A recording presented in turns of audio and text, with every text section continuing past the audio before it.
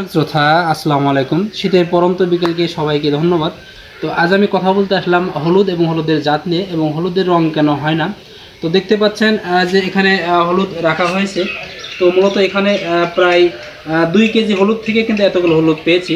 তো আমরা জানি হলুদের 3টি জাত রয়েছে।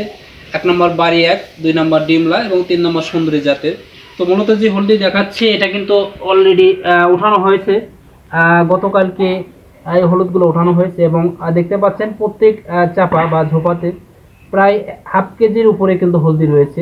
তো এই হলদির এখনও কিন্তু পরিপূর্ণ রং হয়নি। যদি এখানে একটু দেখায় আপনাদের, এই যে পরিপূর্ণ হলদি রং হয়নি। তো আমরা জানি সবচেয়ে দীর্ঘ সময়ের ফসল কিন্তু হলদি বা হলুদ।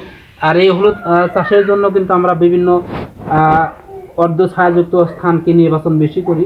তো কেন রং হলো না? তো এখানে দেখতে পাচ্ছেন যে এই হলদির গাছ দেখতে পাচ্ছেন, এগুলো মূলত কিন্তু অপ্রাপ্ত হলদির গাছ বলা চলে। কেননা গাছ যখন এরকম কাঁচা থাকে তখন কিন্তু এটা অপ্রাপ্ত আমরা ধরি। আর অপ্রাপ্ত গাছ থেকে যদি আমরা হলদি উঠাই, সেই হলদি কিন্তু বা সেই হলুদ কিন্তু পরিপূর্ণ রং পাবেন না। তো আপনারা যখনই হলুদ উঠাবেন না কেন, চাইবেন যে আপনার জমিতে যেন এই গাছগুলো একদম মারা যায়। তো গাছগুলো মারা যাওয়ার পরে কিন্তু আপনি যদি হলুদ উঠান, তাহলে কিন্তু সেই হলুদ থেকে আপনি পরিপূর্ণ যে রংটা এটা কিন্তু পাবেন। তো দর্শক, এই জন্য মূলত আজকে ভিডিওটি। তো ভিডিওটি দেখার জন্য সবাইকে ধন্যবাদ।